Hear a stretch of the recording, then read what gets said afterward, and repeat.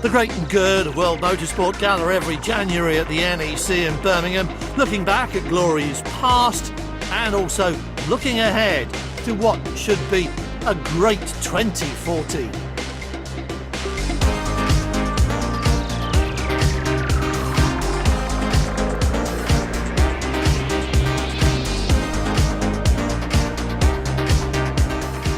The undoubted star of this year's show was John Surtees.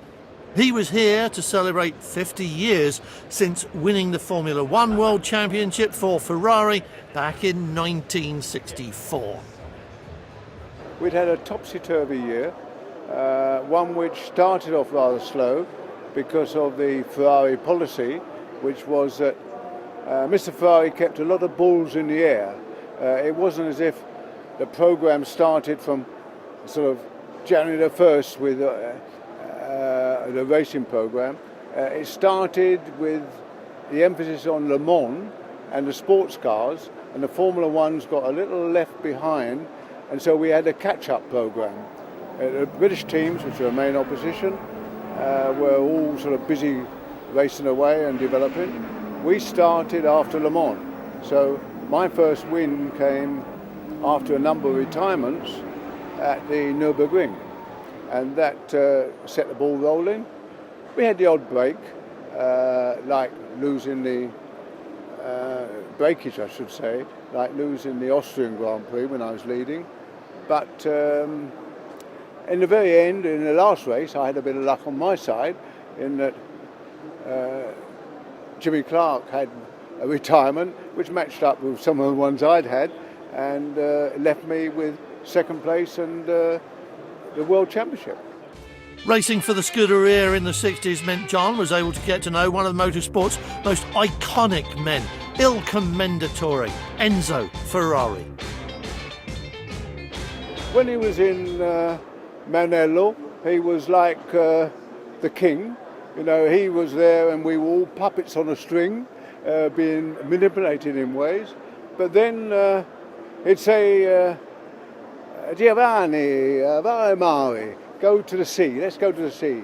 And I'd sit in the back seat of the Mini with Peppino, the chauffeur, driving the Mini, and him in the passenger seat. And we'd go off to the Adriatic, and then he was a different person. It wasn't just on four wheels Surtees excelled. He also won 7 motorcycle world championships and became the first man to win 3 Isle of Man senior TTs in a row. Isle of Man is 37.5 miles. You go along and you can whistle along through the lowlands, and then you go up into the mountains. And the toughest race I probably ever had in my life was, I think, 58 or 59, I can't quite remember that. But we set off in the dry. It started to, as we started to get to Solbury Bridge, a little bit of rain. By the time we were going across the mountain, it was hailstones.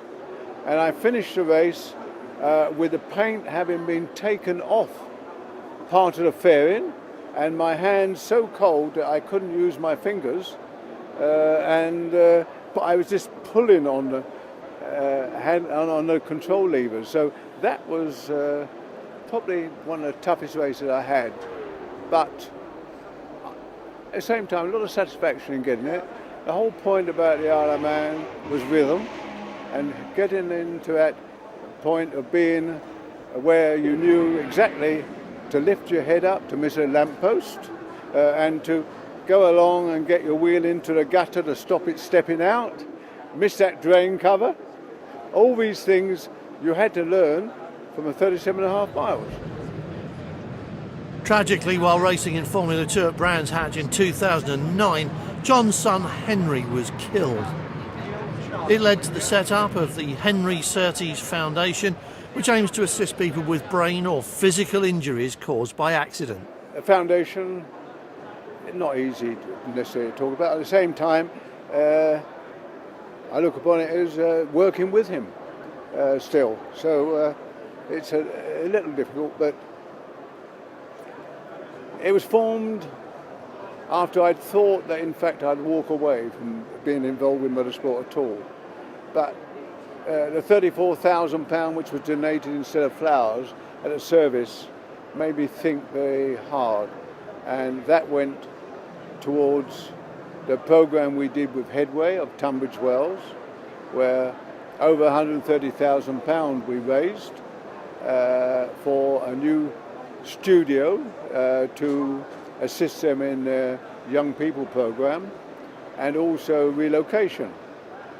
We've gone on in the meantime, marking time partly, with programmes with Air Ambulance, Kent, Surrey, Sussex, introducing blood transfusions, which we paid for all the equipment, and also the transport. So that was all achieved just this last year. Motorsport has so many associated trades associated with it, not just the engineering and all that, but just think of it, there's dietary, there's fitness, there's everything. And there's opportunity out there. And so we need to give more youngsters a glimpse of what is possible.